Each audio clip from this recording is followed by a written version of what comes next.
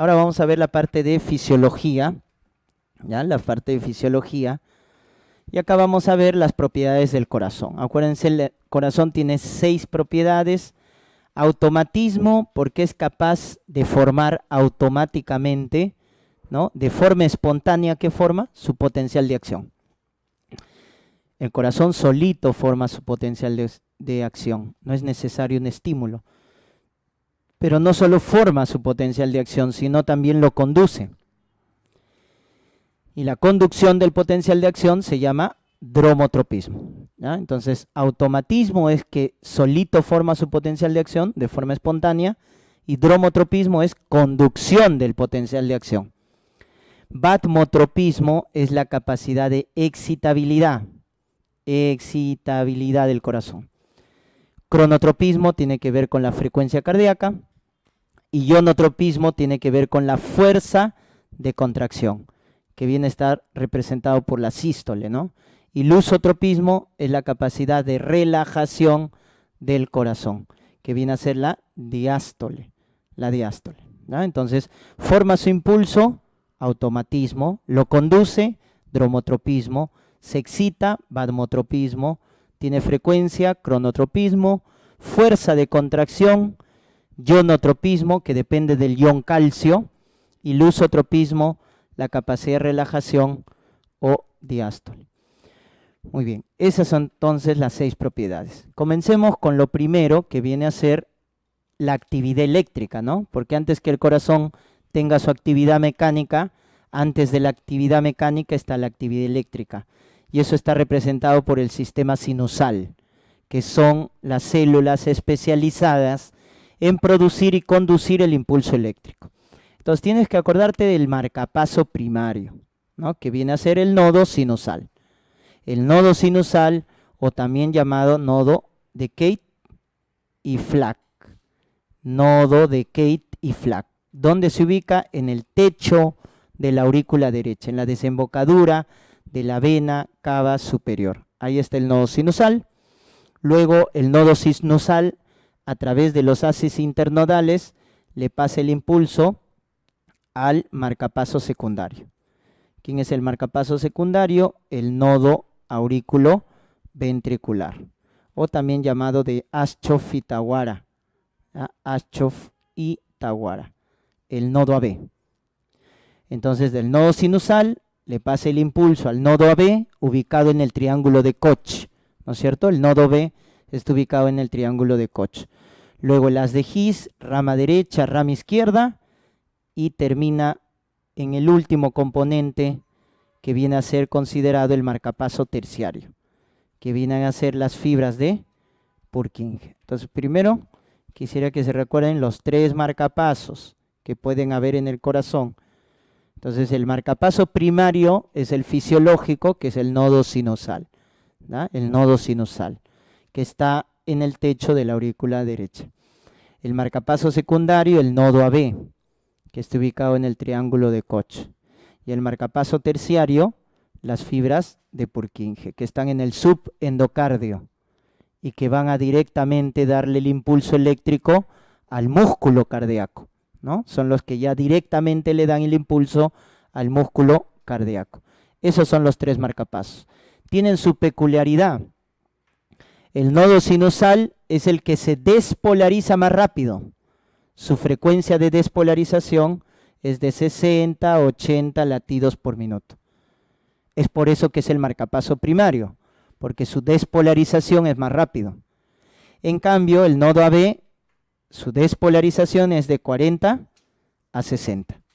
Y es el que conduce más lento. Por eso van a escuchar el término de que hace el retraso de la conducción. El nodo AB hace retraso de la conducción eléctrica. ¿Y para qué retrasa la conducción? Para que primero se contraiga la aurícula y luego el ventrículo, ¿no es cierto? Primero la aurícula y luego el ventrículo. Tiene que haber un retraso entonces del impulso. Entonces no se confundan, a veces se confunden acá.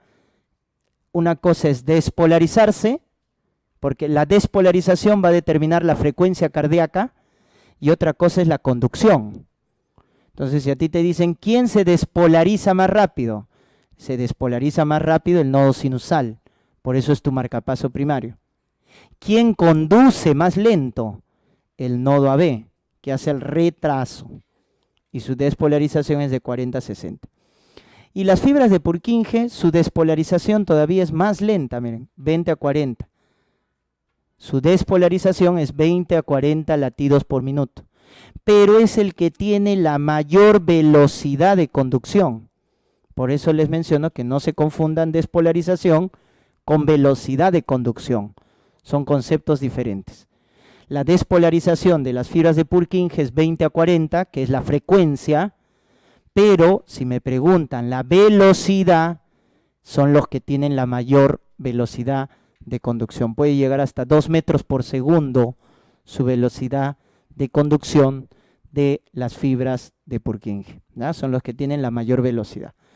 Muy bien, vamos a conectar estos tres marcapasos. Entonces, el nodo sinusal, ¿correcto? El nodo sinusal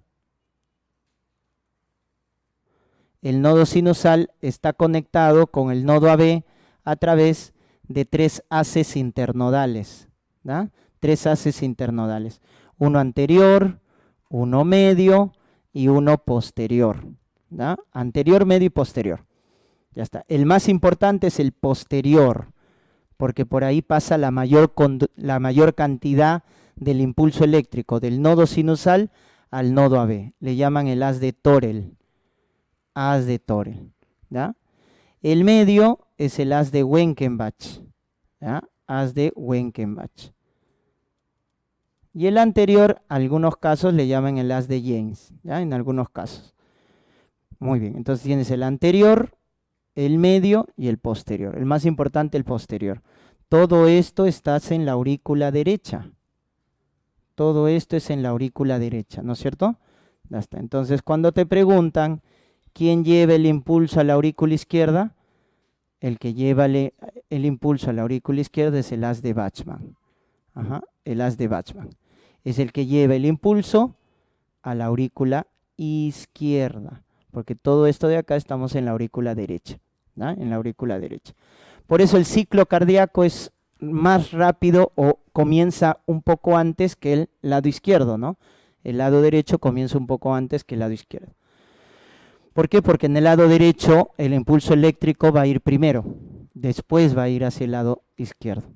Ya está, entonces tienes el haz de Thorel, el haz medio anterior y el haz de Bachmann, acuérdate que va a la aurícula izquierda.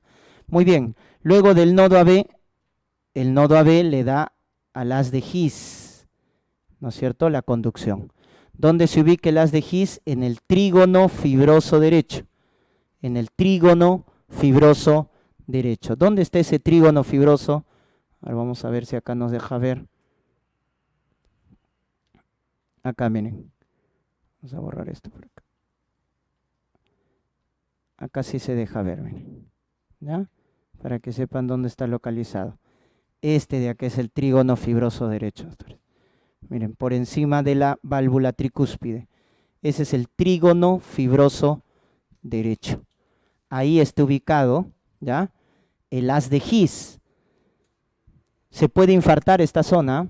Bueno, infarto del trígono fibroso derecho. ¿Quién se compromete? El haz de His. Por eso esa zona produce arritmias. Infarto del trígono fibroso derecho.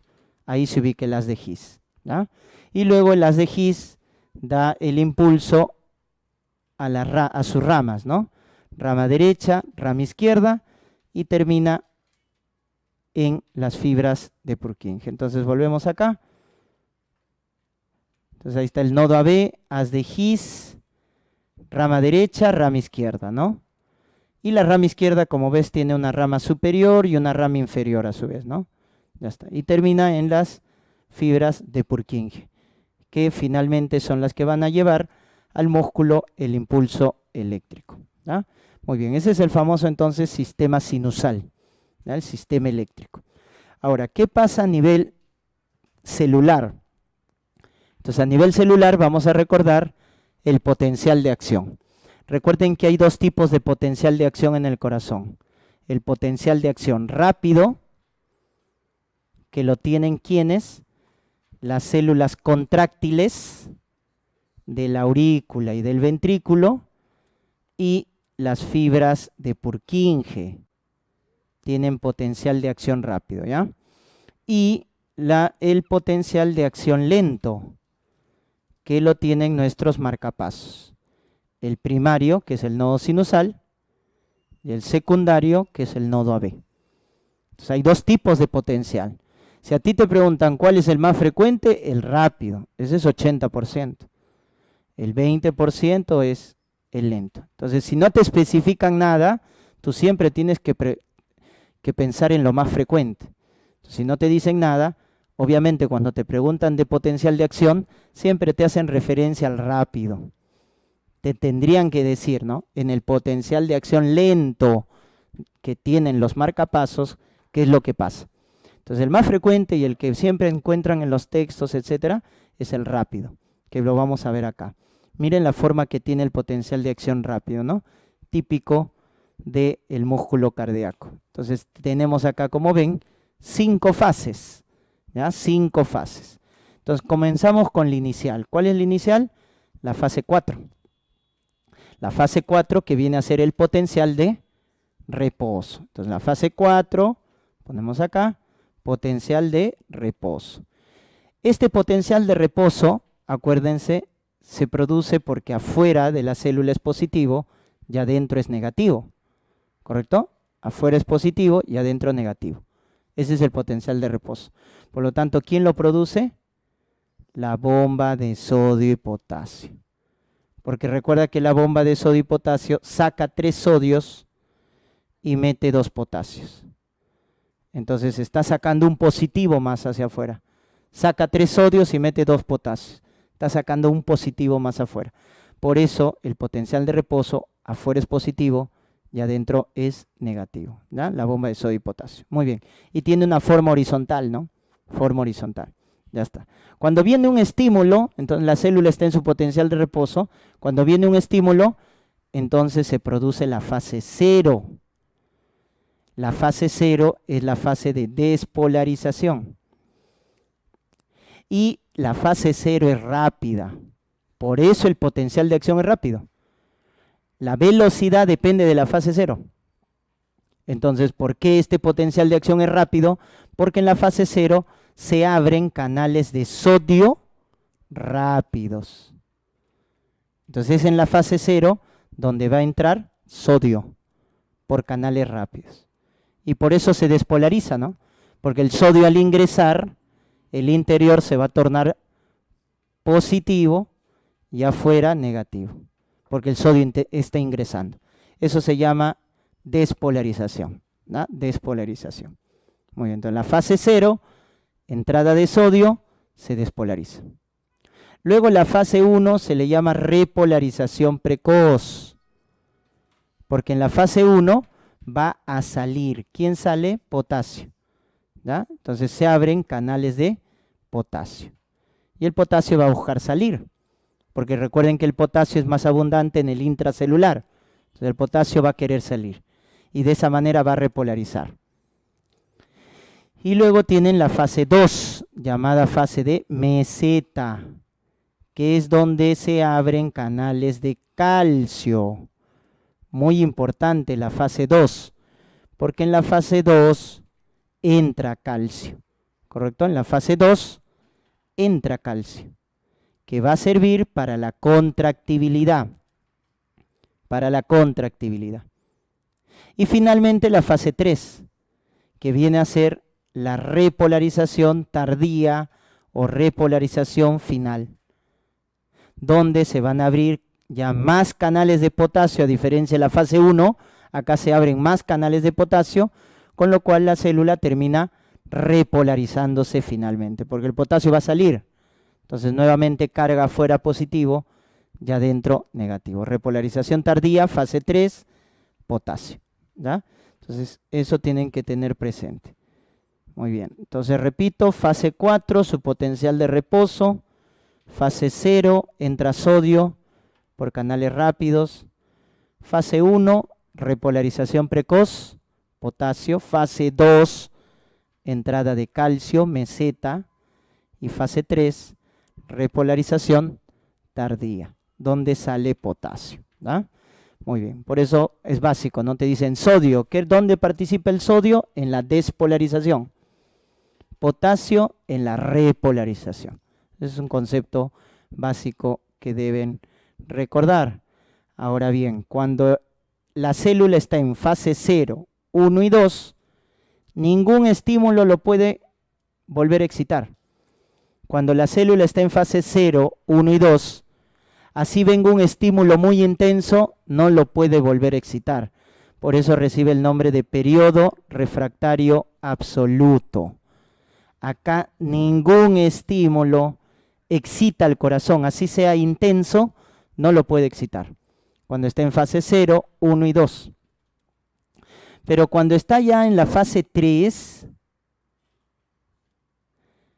ahí sí puede estimularse, puede excitarse. Pero el estímulo tiene que ser muy intenso para excitar al corazón. Eso se llama periodo refractario relativo. ¿Qué es el periodo refractario relativo? Que puede excitarse, pero con un estímulo intenso. Entonces, el absoluto es ningún estímulo lo excita. El relativo sí se excita, pero con un estímulo intenso.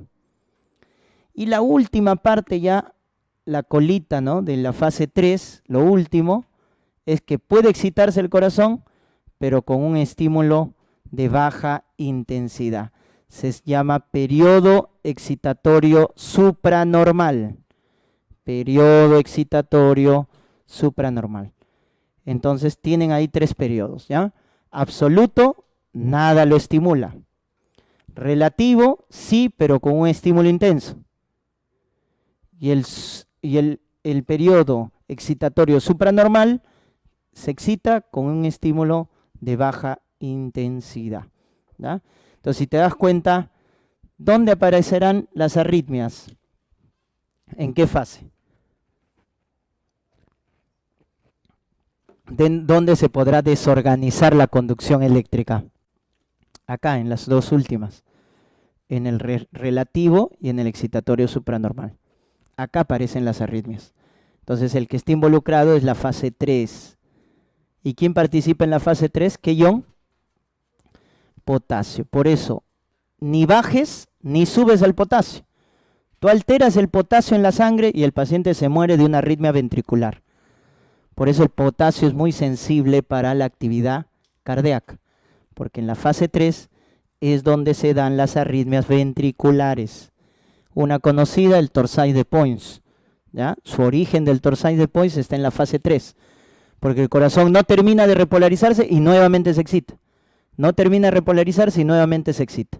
Y por eso se produce una taquicardia ventricular, ¿ya? Entonces, esa es la interpretación del potencial de acción rápido.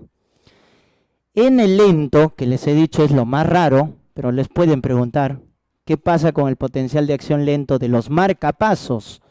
Miren la diferencia, ¿no? Solo tiene fase 4, 0 y 3. Ya con eso ya es diferente. No tiene ni fase 1 ni fase 2. Primera diferencia. La otra diferencia es que en la fase 4, ¿ya? En la fase 4, tú no ves una línea horizontal, sino una pendiente. Porque en la fase 4 se da una despolarización espontánea, o también llamada automática. O sea que acá la fase 4 en realidad no es un potencial de reposo. La célula ya se está despolarizando de forma espontánea o automática. ¿Quién entra acá en la fase 4? Sodio. Sodio, ¿correcto?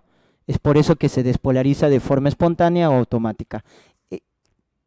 Es por eso que este potencial lo tienen nuestros marcapasos, porque no necesitan ningún estímulo, solitas se despolarizan, ¿ya? Muy bien. Luego en la fase 0, acá en la fase 0 va a entrar o se van a abrir canales de calcio, pero lentos. Y es por eso que acá el potencial de acción es lento. Les dije, la fase 0 es el que determina la velocidad del potencial. Entonces, ¿por qué arriba es rápido? Porque en el 0 entraba sodio por canales rápidos. ¿Y por qué acá es lento? Porque en la fase 0 entra calcio por canales lentos. Y la 3 no tiene nada de diferente, es la repolarización, o sea, sale potasio, ¿no? Sale potasio. Entonces, esa es la diferencia con el rápido, ¿ya? El potencial de acción lento se despolariza automáticamente en la fase 4, porque entra sodio, 0 canales de calcio lentos y 3 potasio, ¿ah? 3 potasio. Muy bien, entonces esa es la diferencia en cuanto al potencial de acción. Muy bien, luego tenemos acá la unidad funcional contráctil del corazón, que es el sarcómera. El sarcómera. El sarcómera viene a ser la unidad contráctil, ¿no? Está delimitado por dos líneas zetas, y está compuesto de filamentos gruesos y filamentos delgados. Lo que estás viendo ahí de color marrón y que tienen los extremos cabezas, vienen a ser los filamentos gruesos compuestos de miosina, ¿ya? Compuestos de miosina, los filamentos gruesos. Y lo que va es como barritas, ¿no es cierto?, interdigital, ahí entre los filamentos gruesos, estas barritas son los filamentos delgados, que tienen 3 proteínas, ¿verdad? La troponina, la tropomiosina y la actina, ¿ya? Y la actina, ¿ya? Repito, entonces los que estás viendo de barritas, ¿no es cierto?, pegadas a la línea Z, miren cómo los filamentos delgados, ¿no?, atraviesan la línea Z, los filamentos delgados, están compuestos de troponina, tropomiosina y lactina. Ese es el componente de los filamentos delgados. Y el grueso está hecho de miosina, ¿no? Entonces, en el sarcómera se forman unas zonas, ¿ya? La zona que está hecha solo de filamentos delgados, si tú te das cuenta acá es la zona periférica, pegada a las líneas Z, es la zona I, ¿ya? La zona I solo tiene filamentos delgados, como estás viendo. La zona o banda A, está hecho de filamentos gruesos y delgados,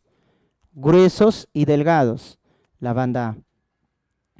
Y la parte más central, que acá no lo están describiendo, pero es esta zona de acá, que solo tiene filamentos delgados, es la banda H o zona H, ¿ya? Entonces se forman esas 3 zonas en el sarcómero. Miren, la parte central, que solo tiene filamentos gruesos, H. La que tiene filamentos gruesos y delgados, la banda A, ¿no? Gruesos y delgados, la banda A. Y periféricamente solo tienes filamentos delgados, la banda I, ¿no? Estas bandas se modifican cuando el sarcómero se contrae. Entonces, vamos a ver por acá. Cuando el sarcómero se contrae, entonces vamos a tener lo siguiente, ¿ya?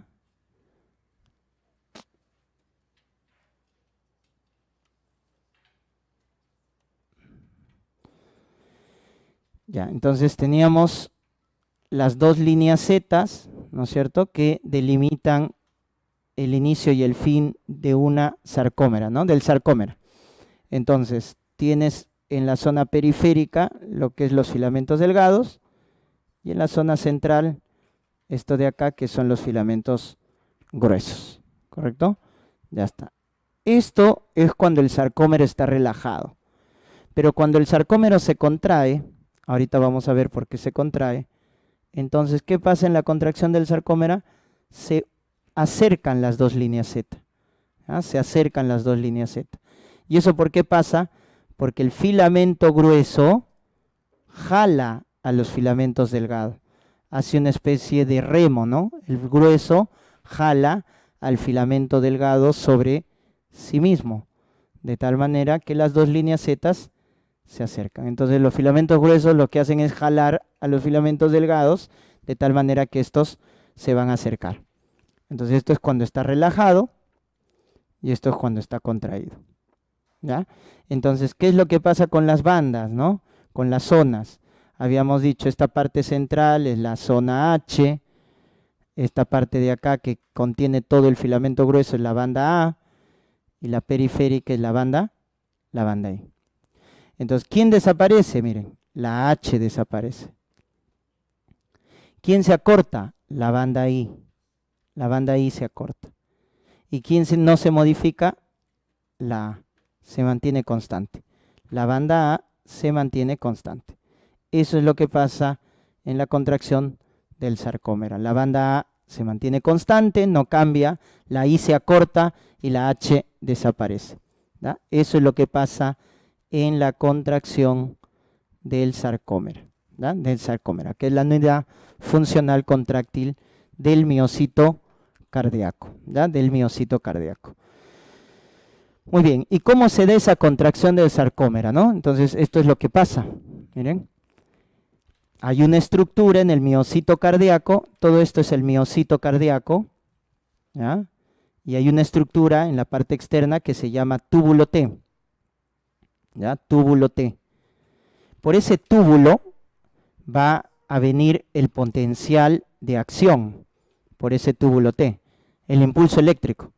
Y cuando el impulso eléctrico llega al miocito, entonces abre canales de calcio.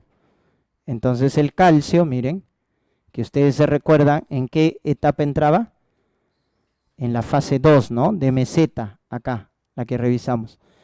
En esa fase 2 que entraba calcio, justamente este es el calcio que entra. Entonces, pero primero entra poco calcio, o sea, del extracelular entra poco calcio al miocito. Y ese poco calcio activa a un receptor llamado reanodina, receptor de reanodina, que es un receptor que está ubicado en esta estructura del miocito llamado retículo sarcoplásmico. Retículo sarcoplásmico. Entonces, al activarse con el poco calcio que entró en la fase 2 de meseta, se activa este receptor y el retículo sarcoplásmico, que tiene bastante calcio, porque esa es la función de esta estructura, almacenar calcio, libera bastante calcio al citoplasma del miocito. Entonces, el calcio en abundancia no viene del extracelular, viene del retículo sarcoplásmico. Pero para que salga del retículo sarcoplásmico, tiene que entrar primero calcio del extracelular. Entonces, la secuencia es que cuando llegue el potencial, entra calcio, poco calcio, pero ese poco calcio estimula el retículo sarcoplásmico para que descargue gran cantidad de calcio al citosol del miocito. Ese calcio, ¿a quién se une? A la troponina C. Entonces la troponina C se une a un ion calcio, ¿correcto? Diferente al músculo esquelético. En el músculo esquelético la troponina C se une a 2 iones calcio. En el músculo cardíaco es a un ion calcio. Y la troponina C, al unirse al calcio, le dice a la tropomiosina que se retire y deje libre los sitios activos de la actina, porque la actina y la miosina son dos proteínas contráctiles que siempre se van a atraer. La actina con la miosina se atraen, pero entre las dos se pone la tropomiosina, se interpone entre las dos, la tropomiosina. Entonces, cuando el calcio se une a la troponina C, le dice a la tropomiosina que se retire, dejando libre los sitios activos de la actina con la miosina. De tal manera que la miosina ahora sí puede interactuar con la actina, ¿da? Y se da la contracción. Para esa contracción del sarcómero se gasta ATP, se gasta energía, porque va a haber movimiento, ya que la miosina va a arrastrar como un efecto de remo o palanca a la actina. El que se mueve es la actina, la miosina hace el efecto de remo y la actina se mueve. Para eso se gasta ATP. Por eso hay bastantes sarcosomas en el miocito cardíaco. ¿Qué es el sarcosoma? La mitocondria del miocito cardíaco, que es el que va a producir bastante ATP, ¿ya? Bastante ATP. Ahora bien, Una vez que ya se produjo la contracción, ahora tiene que ver la relajación. Y para la relajación, el que se tiene que ir es el calcio. Entonces el calcio, miren, se devuelve al retículo sarcoplásmico a través de una bomba, ¿correcto? A través de una bomba de calcio. Entonces a través de esta bomba de calcio regresa al retículo sarcoplásmico, con lo cual también se gasta ATP, porque las bombas son sistema de transporte activo. Por lo tanto, ojo, tanto la sístole, que es la contracción del sarcómera, como la diástole, que es la relajación cuando el calcio se devuelve al retículo sarcoplásmico, ambos procesos gastan ATP. Tanto la sístole como la diástole gasta ATP. ¿Para qué la sístole gasta ATP? Porque la miosina tiene que arrastrar a la actina. Ahí se gasta energía. Y en la diástole, ¿por qué se gasta ATP? Porque tenemos que devolver el calcio del citoplasma hacia el interior del retículo sarcoplásmico. Y como vamos a hacer en contra de su gradiente de concentración, lo hacemos a través de una bomba de calcio, ¿da? A través de una bomba de calcio. Muy bien, de esa manera es como actúa el miocito, ¿ya? Muy bien, luego tenemos por acá el ciclo cardíaco, ¿ya? El ciclo cardíaco,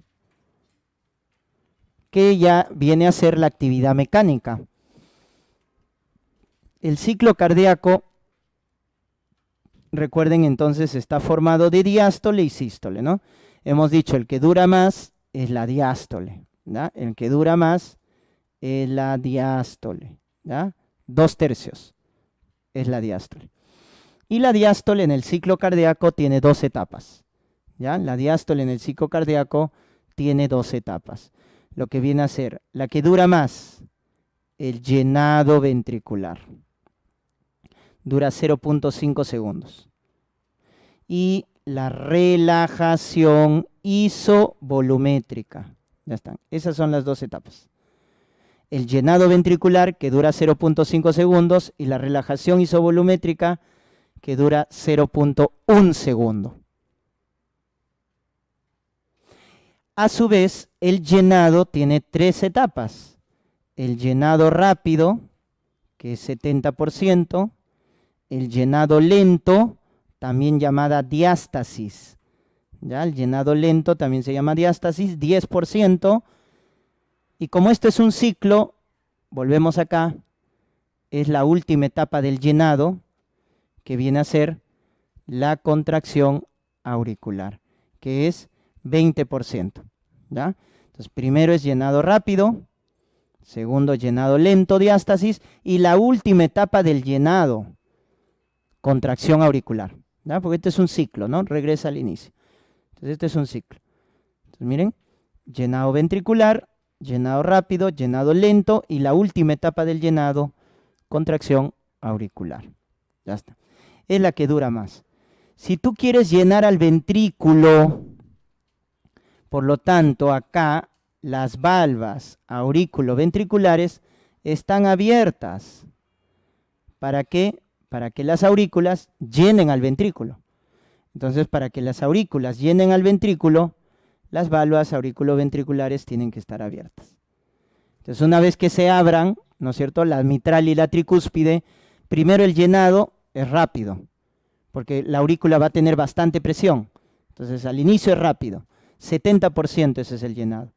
Luego es lento, 10%, y la última ya es el empujón con la contracción de la aurícula, que es un 20%, ¿ya? Y la otra parte del ciclo es la sístole, que viene a ser el tercio restante. Y la sístole está formado por la contracción isovolumétrica y la eyección. Esos son los dos componentes de la sístole.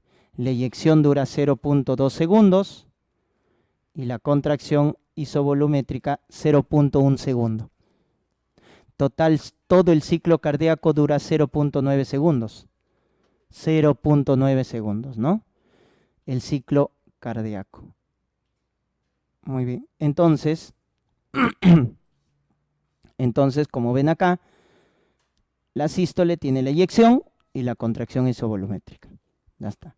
Entonces, miren, cuando ustedes escuchan el término isovolumétrica, porque acá has visto, ¿no? Contracción isovolumétrica, relajación isovolumétrica. Ahí no hay pierde. Cuando les dicen isovolumétrica, todas las válvulas están cerradas, tanto las auriculoventriculares como las sigmoideas. Por eso se llama isovolumétrica, porque no entra ni sale sangre, porque todas las válvulas están cerradas. La pregunta es, ¿quién inicia la contracción isovolumétrica?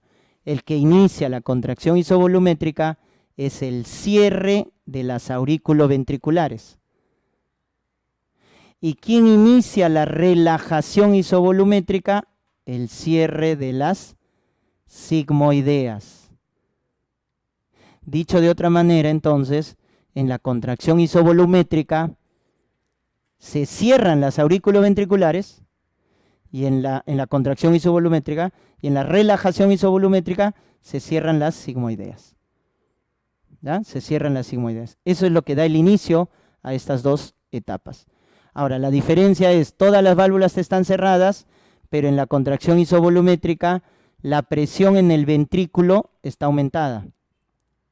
En la relajación isovolumétrica la presión del ventrículo está disminuida. ¿Por qué?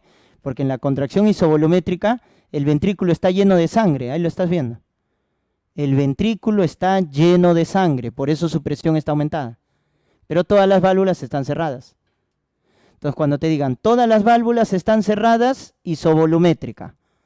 Compresión del ventrículo aumentado, contracción isovolumétrica. En cambio, si te dicen, todas las válvulas están cerradas, pero el ventrículo está sin sangre, miren, ¿no? Con poca sangre. Entonces, su presión está disminuida. Esa es relajación isovolumétrica. ¿No? Miren la diferencia. Ya está. En el llenado ventricular, se está llenando el ventrículo, y en la eyección, el ventrículo se contrae para sacar a lo que viene a ser la sangre hacia la aorta en el lado izquierdo y a la arteria pulmonar en el lado derecho, ¿no? Entonces, en la fase de eyección, el ventrículo le entrega sangre a la aorta. ¿Cuánto le entrega? 70 mililitros. Es el llamado volumen sistólico o volumen de eyección. ¿Y con cuánto se llenó de sangre totalmente? 120, ¿verdad? Que era la capacidad del ventrículo.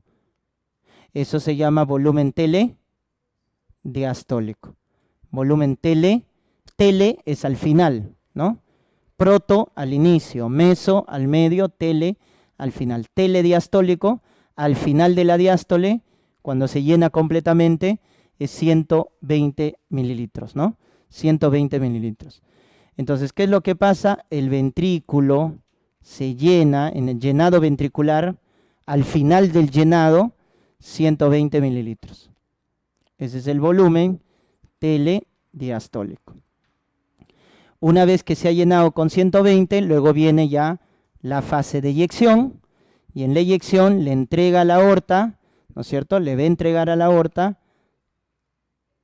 70 mililitros de sangre. Ese es el volumen sistólico o de eyección. ¿Cuánto se queda? 50 mililitros. Ese es el volumen telesistólico o volumen residual, porque es al final de la sístole, ¿no? Como expulsó 70, ¿con cuánto se quedó? 50, al final de la eyección. Se llama volumen telesistólico. Ya está, pero los dos importantes que te tienes que recordar son estos de acá. El sistólico, que vale 70, y el telediastólico, que vale 120. Porque si tú divides esos dos volúmenes, arriba sistólico y abajo telediastólico, ese cociente se llama fracción de eyección, cuyo valor, cuando lo conviertes a porcentaje, debe ser más del 50%, más del 50%, para evaluar la función sistólica del corazón, porque estás en eyección, y la eyección es la función sistólica. Entonces, ¿cómo evalúas la función sistólica del corazón? Con la fracción de eyección. que debe ser más del 50%. Ya saben que resulta del volumen sistólico sobre el telediastólico. ¿Con qué se mide? Con el ecocardiograma. Con el ecocardiograma, la prueba no invasiva que mide la fracción de eyección, ¿ya? Entonces esto se produce en la eyección, ¿ya? Acuérdense de ese cociente que evalúa la función sistólica del corazón. Muy bien, entonces lo que hemos visto es la actividad mecánica, ¿correcto? La actividad mecánica. Esta actividad mecánica genera una actividad sonora, los famosos ruidos cardíacos. Entonces se produce, ahí está, el primer ruido y el segundo ruido. Y miren, ¿por qué se produce el primer ruido? Por el cierre de las aurículo-ventriculares. ¿Y eso dónde se da? En la contracción isovolumétrica. En cambio, el segundo ruido es por el cierre de las semilunares. ¿Y dónde se da eso? En la relajación isovolumétrica. Eso tienen que acordarse, ¿ya? Entonces, ¿dónde se produce el primer ruido? En la contracción isovolumétrica, debido al cierre de las aurículo-ventriculares. Segundo, cierre de las sigmoideas, relajación isovolumétrica. Y cuando te pregunten quién se cierra primero, miren el cierre, ¿ya? Olvídate un rato de la apertura, el cierre. ¿Qué válvula se cierre primero? ¿Mitral o tricúspide? Siempre la del lado izquierdo primero, mitral. Lo mismo pasa en las sigmoideas. ¿Quién se cierra primero? Lado izquierdo. Aórtica se cierra primero que la pulmonar, ¿correcto? Entonces, cuando te digan el cierre, porque el cierre es el que produce, ¿no es cierto?, el sonido. Entonces, el primer ruido que se produce por el cierre de las aurículo-ventriculares, primero se cierra la mitral y luego se cierra la tricúspide. En el segundo ruido, primero se cierra la aórtica, luego se cierra la pulmonar. Conclusión, las válvulas del lado izquierdo son las primeras en cerrarse y segundas en abrirse. Por ahí se te preguntan, ¿y en qué momento se abren? Al final, ¿ya? Al final. Entonces son las primeras en cerrarse, pero segundas en abrirse.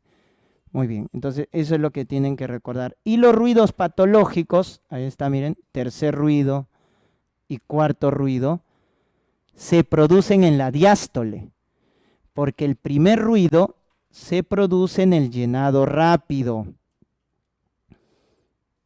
El llenado rápido hace que las paredes ventriculares vibren y eso produce el tercer ruido, llenado rápido. O sea, se produce al inicio del llenado. Al inicio del llenado, tercer ruido.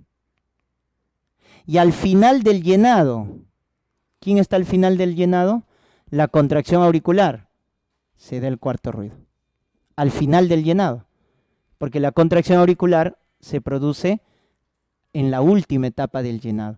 Por eso también vas a escuchar que el tercer ruido le llaman protodiastólico, porque se produce al inicio del llenado. Y al cuarto ruido le llaman telediastólico.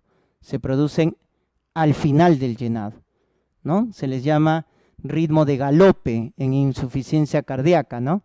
Entonces, tercero, galope protodiastólico. Y al cuarto, galope telediastólico, ¿ya? Telediastólico. Muy bien, entonces ahí han visto la actividad sonora que generan. Entonces, si ustedes quieren integrar, aquí hemos visto la actividad mecánica y sonora, pero antes de esto está la actividad eléctrica. Entonces ustedes saben que la actividad eléctrica lo da el potencial de acción, ¿no es cierto? Potencial de acción. Y se registra con el electrocardiograma, la actividad eléctrica. Entonces tú en el potencial de acción tienes la fase 0. ¿Qué era la fase 0? Despolarización. Tienes la fase 1, no tiene mucha importancia, la 2, meseta, donde entraba calcio, y la fase 3, sí, potasio, repolarización. Esas eran las tres más importantes que te tienes que acordar. Y en el EKG, ¿cómo se representa esto? La 0, despolarización. Como estamos hablando del ventrículo, nos olvidamos de la aurícula. Entonces, ¿quién representa la despolarización del ventrículo? el complejo QRS. Se relaciona con la fase 0. El segmento ST se relaciona con la fase 2. Por eso tú en la cardiopatía isquémica te fijas en el segmento ST, porque lo que se altera cuando hay infarto es la contractibilidad, y la contractibilidad queda representado por el segmento ST, que es donde entra calcio. Y la 3, la onda T, que es la repolarización del ventrículo. ¿Correcto? Entonces fase 0, fase 2 y fase 3. Y la actividad mecánica, ¿cómo se relaciona? Entonces, la fase 0, que es la despolarización, que se registra con el QRS, eso se relaciona con la contracción isovolumétrica. Porque esa es la actividad eléctrica, contracción isovolumétrica, y luego viene, después de la despolarización, o sea, al final del QRS, ya el ventrículo se ha despolarizado. Entonces, ¿qué viene? La contracción. Y cuando el ventrículo se contrae, ¿qué va a hacer? Va a eyectar la sangre. O sea, el segmento ST se correlaciona con la eyección. Y luego viene la relajación isovolumétrica. Entonces ahí están viendo la relación que tiene, ¿no?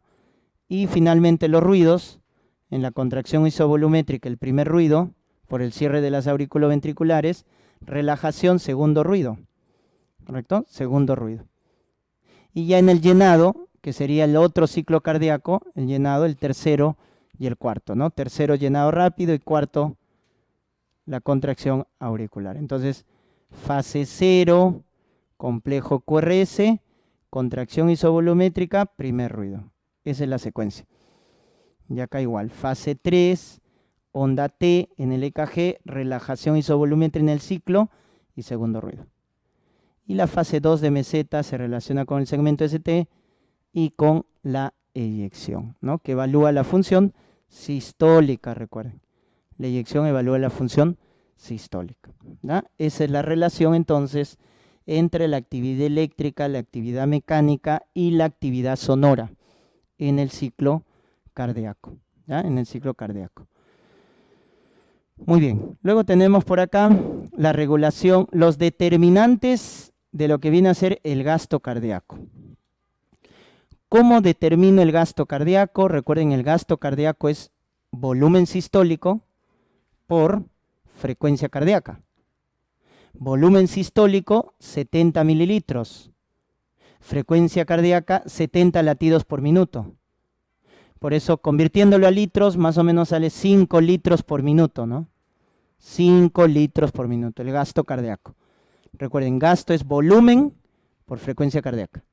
Volumen por frecuencia cardíaca. ¿Cuáles son sus determinantes del gasto cardíaco? Estos tres: precarga, poscarga y ionotropismo. Cuando te hablen de la precarga, te están hablando del retorno venoso, o sea, de la sangre que llega al corazón. Poscarga, resistencia vascular periférica, o sea, de la resistencia a la salida de la sangre. Eso es poscarga, resistencia. Precarga, retorno venoso. Y ionotropismo es la fuerza de contracción que depende del calcio. Depende del calcio, ¿ya? Esos son los tres determinantes. Entonces, la precarga es la sangre que llega al corazón. Esa es la precarga. La poscarga es la resistencia a la salida de la sangre, ¿correcto? Y el ionotropismo, la fuerza de contracción. Ya recuerden que la precarga se evalúa con la ley de Frank-Starling. ¿Y qué te dice Frank-Starling? Si tú llenas con más sangre al corazón, el miocito se estira más, o sea, aumenta su longitud y luego aumenta su fuerza de contracción. Por lo tanto, tu gasto cardíaco aumenta. Eso te dice, en conclusión, Frank-Starling te dice, aumentas tu precarga, aumentas tu gasto cardíaco. Porque al aumentar tu precarga, el miocito se estira más y aumenta su fuerza de contracción y eyecta más sangre. O sea, al aumentar la precarga, aumentas tu gasto cardíaco. Eso te dice Frank-Starling. Y la poscarga es con la ley de Laplace, que es la tensión de la pared del corazón, ¿no? Muy bien. ¿Cómo aumentas tu precarga? ¿Cómo aumentarías la precarga? O sea, ¿cómo aumentarías que le llegue más sangre al corazón con respecto a la postura? ¿El estar en decúbito o en bipedestación? En decúbito, ¿no? En decúbito aumentamos la precarga, porque el retorno venoso va a ser mayor. Entonces, en decúbito aumentamos la precarga. O en cuclillas también te pueden decir, pues, ¿no? Decúbito en cuclillas, aumentas tu precarga, ¿ya? También aumentas tu precarga, recuerden, cuando en el proceso de la respiración inspiramos. Cuando uno inspira, entra más sangre al corazón. También ahí vas a aumentar tu precarga, en la inspiración y en el decúbito. Y de forma patológica en la falla cardíaca, ¿no? En la falla cardíaca está aumentada la precarga. ¿Cómo bajas tu precarga? Todo lo contrario, en bipedestación, a la expiración, y cuando bajas la volemia, un paciente deshidratado, chocado, tiene menos precarga, o con fármacos, ¿no? ¿Qué fármacos bajan la precarga? Diuréticos, porque van a bajar la precarga. Los nitratos. ¿Cómo bajan los nitratos la precarga? Es que los nitratos dilatan las venas, y al dilatar las venas, entonces la sangre se queda en las venas, se va a almacenar en las venas la sangre, entonces le va a llegar menos sangre al corazón. Entonces los diuréticos, los nitratos, bajan la precarga. Por eso en un edema agudo de pulmón, donde está bien aumentado la precarga, das nitratos y das furosemida, que son los que rápidamente bajan la precarga, ¿no? La poscarga va a depender la resistencia de la luz de las arterias. Entonces, ¿cuándo vas a aumentar tu poscarga? Cuando hay vasoconstricción, porque estás cerrando el vaso. Al cerrar el vaso hay más resistencia. ¿Y cuándo vas a disminuir tu poscarga? Con la vasodilatación. Al vasodilatar, bajas tu resistencia, ¿no? Entonces, todos los que hacen vasoconstricción van a aumentar tu poscarga. Entonces, por ejemplo, endotelina, tromboxano, epinefrina, angiotensina, aumentan la poscarga, porque son sustancias vasoconstrictoras. Y los que son vasodilatadores bajan la poscarga. Quienes dilatan, el óxido nítrico, los péptidos natriuréticos, la prostaciclina, que hacen vasodilatación, bajan la poscarga, ¿no? Muy bien. Estos parámetros de acá, recuerden, la presión es gasto por resistencia. Y ya sabes qué es gasto, ¿verdad? Gasto es volumen por frecuencia cardíaca. Entonces, gasto por resistencia. Pero 70% resistencia, 30% gasto. O sea, la presión depende más de la resistencia, que es regulado por las arteriolas, ¿no?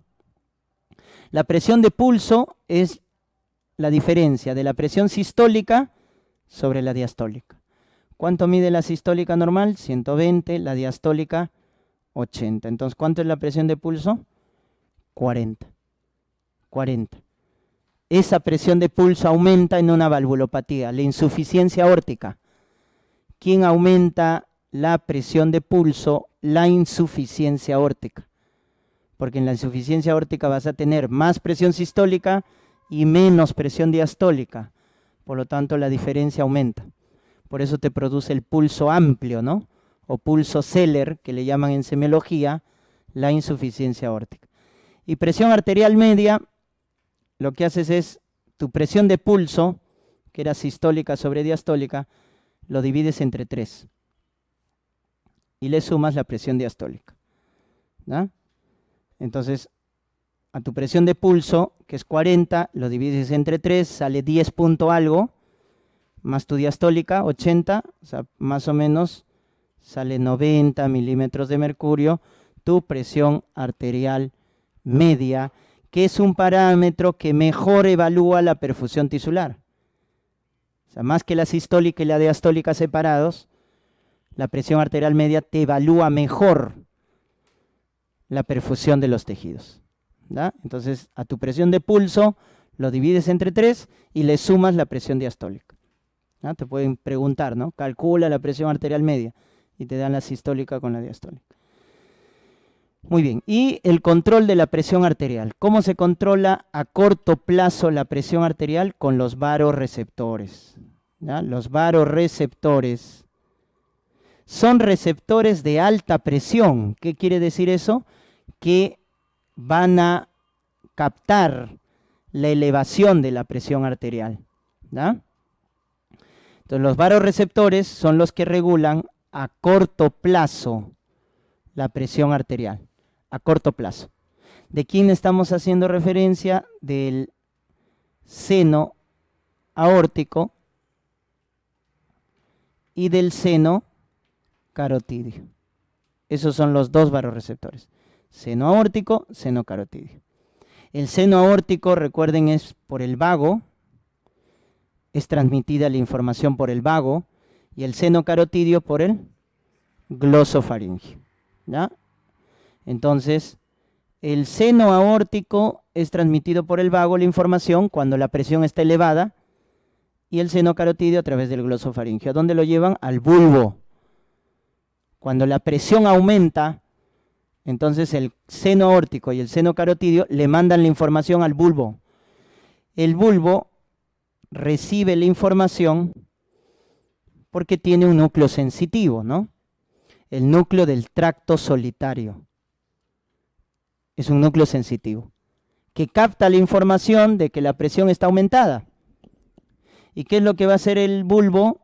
Entonces lo que va a hacer es activar al parasimpático y deprimir al simpático. Esa es la respuesta que genera el bulbo raquídeo. Activa al parasimpático y deprime al simpático. Y de esa manera, ¿qué va a lograr? Bajar la presión arterial. De esa manera consigue bajar la presión arterial. ¿Ya? Porque el parasimpático, hemos dicho, va a ir al corazón, el parasimpático va al corazón principalmente y baja la frecuencia cardíaca.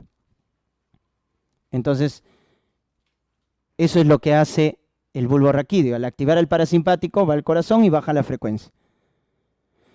Y deprime al simpático. Recuerden, el simpático está en el corazón y en los vasos. Entonces, al deprimir al simpático, está bloqueando, ¿no es cierto?, el efecto del simpático en el corazón, que es el aumento de la frecuencia, de la fuerza de contracción. Y también recuerden que el simpático hace vasoconstricción, con lo cual aumenta la presión, pero como lo está bloqueando, entonces bloquea estas dos funciones. ¿Ya? Bloquea estas dos funciones. Entonces, al final el efecto va a ser bajar la presión arterial, ¿no? Va a bajar la presión arterial. ¿Ya? Eso es lo que hacen los varoreceptores. Entonces, los varoreceptores lo que captan es el aumento de presión. Por eso se les llama receptores de alta presión. Captan la elevación de presión, mandan información al bulbo y el bulbo responde activando al vago y deprimiendo al simpático. Y de esa manera la presión cae. ¿Ya? Esto es un acto reflejo que en cuestión de segundos, minutos, se produce. Porque luego tenemos la regulación a largo plazo. Y la regulación a largo plazo lo da el sistema renina-angiotensina-aldosterona. Sistema renina-angiotensina-aldosterona. O sea, el riñón da la regulación a largo plazo.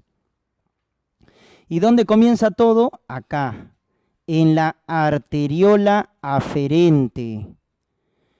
Cuando le llega menos flujo a la arteriola aferente, o cuando se activa la mácula densa, o cuando se activan los receptores beta 1 del riñón, hemos dicho el beta 1 está en el corazón y en el riñón, esos tres estímulos, pero el más importante es la hipoperfusión de la arteriola aferente. Ese es el más importante. Cuando le llega menos sangre a la arteriola aferente. O la activación de la mácula densa, o la activación de los receptores beta 1 del riñón. ¿Qué van a hacer estos tres estímulos? Activar a la célula yuxtaglomerular. ¿Y qué va a producir la célula yuxtaglomerular? Renina. Miren, la célula yuxtaglomerular produce renina. ¿Y qué va a hacer la renina? Va a agarrar a la proteína que es producida en el hígado, llamado angiotensinógeno, y lo convierte en angiotensina 1, que tiene 10 aminoácidos. El angiotensinógeno tiene 14 aminoácidos. Miren, lo que hace es cortar los últimos 4, se convierte en angiotensina 1, que tiene 10 aminoácidos, y luego la ECA, que es producida por el endotelio. ¿Qué va a hacer la ECA? Va a quitar los 2 últimos aminoácidos, de tal manera que forme un octapéptido, que es la sustancia final, la sustancia activa, que viene a ser el angiotensinógeno, la angiotensina 2, la angiotensina 2, que tiene 8 aminoácidos. Ahí está. Entonces la ECA convierte la angiotensina 1 en angiotensina 2. Y esta sustancia llamada angiotensina 2 es la que va a hacer toda la función. Aumenta la secreción de aldosterona, de ADH, etcétera, ¿no? Entonces por acá vamos a precisar las funciones de la angiotensina 2, que es la última molécula que va a actuar. Recuerden que actúa a través de los receptores AT1. Ahí te puedes confundir. La angiotensina 2 actúa con su receptor AT1. ¿Y qué hace con el receptor AT1? El primer efecto es este, la vasoconstricción. Ese es el primer efecto, el efecto vasopresor. Luego eleva el tono simpático. Eleva el tono simpático. También aumenta la reabsorción de sodio a nivel del túbulo contorneado proximal. Aumenta la secreción de aldosterona. Aumenta la secreción de ADH, con lo cual aumenta la volemia. Entonces miren lo que está haciendo la angiotensina 2.